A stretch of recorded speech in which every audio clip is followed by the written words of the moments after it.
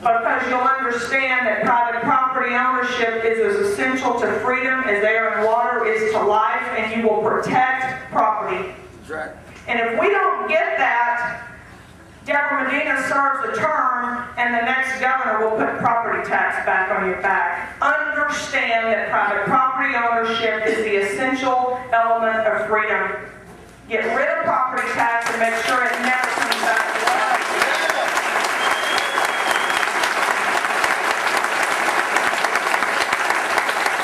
The funny thing about freedom is where there's freedom, there's prosperity. Come on. Have you noticed that in all of history? So see, when we restore freedom in our state, we'll return prosperity in ways we hadn't even thought about.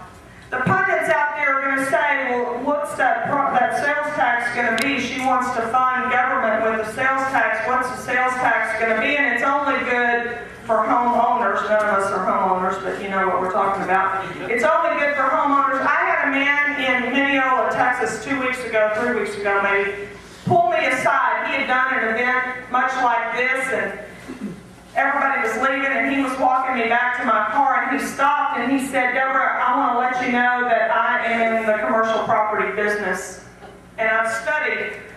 He said, 1/3 of my total income, not my net, 1/3 of my total income last year went to property tax. If you eliminate property tax, I can lower my rents by 25%. And I stopped and I looked at him and I said, but would you? Because I'm thinking, I'll just pocket the profit, right? And before the words were out of my mouth, I said, you'd have to, huh? And he said, yeah. Because see, the guy that owns the apartment complex down the street just had his cost of doing business drop dramatically when he doesn't have to pay property tax anymore. And he wants my tenants. So he's going to lower his rent. And when he lowers his rent, I'm going to have to lower my rent. Don't be fooled. Where there's freedom, there's prosperity. Eliminating property tax is good for everybody. Right.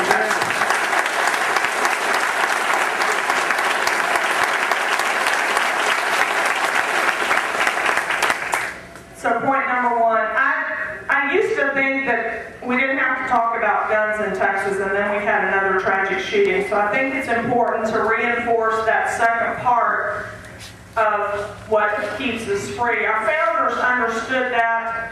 If you'll read some of the early writings, you'll know that they said guns are to protect the citizens from a tyrannical government. It's not for killing deer, hunting quail. It's to protect the citizens from a tyrannical government.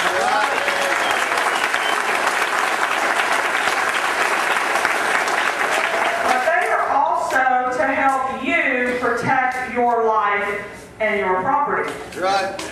And we've forgotten about that in America because every time there's a shooting, and let me remind you of what I'm sure you already know, Fort Hood was not the first and it won't be the last.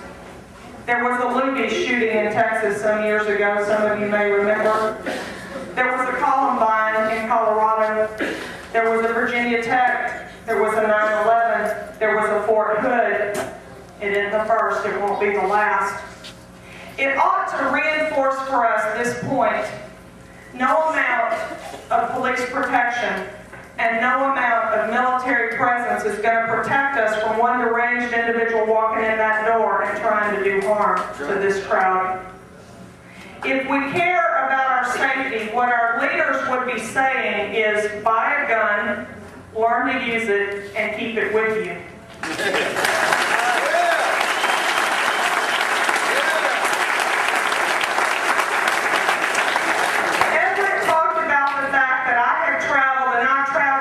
For some years. I grew up on a farm in South Texas. We had rattlesnakes and we needed a 22 every now and then, or a hoe or a shovel. And we dug and quail hunted. Daddy didn't let us quail hunt. He was a little concerned about the Cheney effect, I think, if we were quail hunting. So we didn't get to go quail hunting. But we did dove hunt. He set the 4 kids pretty far apart. I'm pretty comfortable with the shotgun. Some of you that have watched my video know I'm not as at home with the handgun, but I got one because I was traveling a lot by myself. And while I'm not afraid to pull over on the road and change a flat tire in the middle of the night, I do like a gun on the roof of my car when I'm doing that in case somebody with ill-advised intentions decides that they're going to stop and help me. And so the crime is I can't protect myself in here. So I hope a bunch of you are CHL carriers. You know? And that's where we've had this wrong-headed debate in Austin. We're talking about whether or not those of us that are law-abiding citizens can protect our life. I thought that was an inalienable right. That's right. Yeah, that's right. If it is an inalienable right, our government has no business taking it or making me a criminal because I'm doing what God said I have the right to do, protect my life and that of my children. That's right. We ought to eliminate gun registration in Texas. Yes.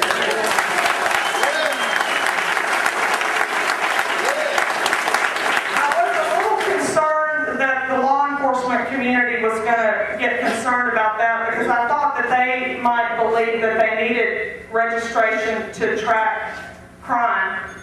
And Sheriff Richard Mack, some of you may know, Sheriff Mack and I spoke on a couple of occasions, and he said, Debra, you can say from any stage with all confidence, gun registration has been used for one thing and one thing only throughout history, and that is to confiscate guns. That's right. That's right. It has nothing to do with confiscation. So let's not have this debate again in Austin about whether or not we should be an open carry state. Let's say to Texans who have the right to buy and own a weapon, buy and own any weapon you want, carry it anywhere you want, anytime you want, protect your life because that's not the job, nor is it practical or possible for the police to do it for you. Take care of yourself. Be careful if you're careless or negligent and you do injury or harm, we've got laws in the books and we'll take care of that. I'm not asking you to run willy-nilly through the streets. You understand that. But we've got to address the paranoia that exists in our society today, or we're going to have more Fort Hood tragedies. And there's no excuse for that, and there's certainly no excuse for it in Texas. State sovereignty, private property ownership, gun ownership, so we're free. And then we got to be sovereign. I voted for the first time in November 1980, fresh out of high school. I got to cast my vote for Ronald Reagan, and he said he was going to eliminate the Department of Education. And here we are, nearly 40 years later, and we still have the Department of Education at the federal level. The Texas Constitution says in order that our children would understand liberty, the state of Texas will provide a free public education for the general dissemination of knowledge. We don't need Washington teaching us how to teach our kids.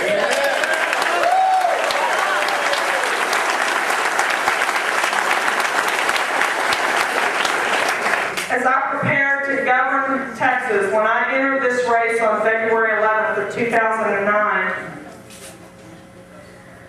we knew in our family that we had 3 jobs to do. I have a business, my husband and I run a small business together.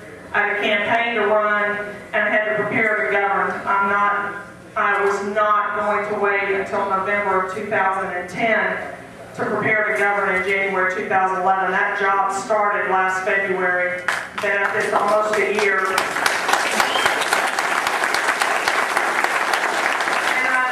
And I knew that we had all been concerned. Remember, February was before those first Tea Parties started. We'd all been concerned. If you're a conservative activist, if you're a Republican activist, you've been concerned about the growth of government. We've got to get back and figure out, well, we haven't been able to stop it in Washington. We keep trying to elect conservative congressmen and senators, and we've sent, on my watch, Kay Bailey to Washington, John Cornyn to Washington. We've sent a whole bevy of Republican congressmen to Washington, and we keep getting bigger government.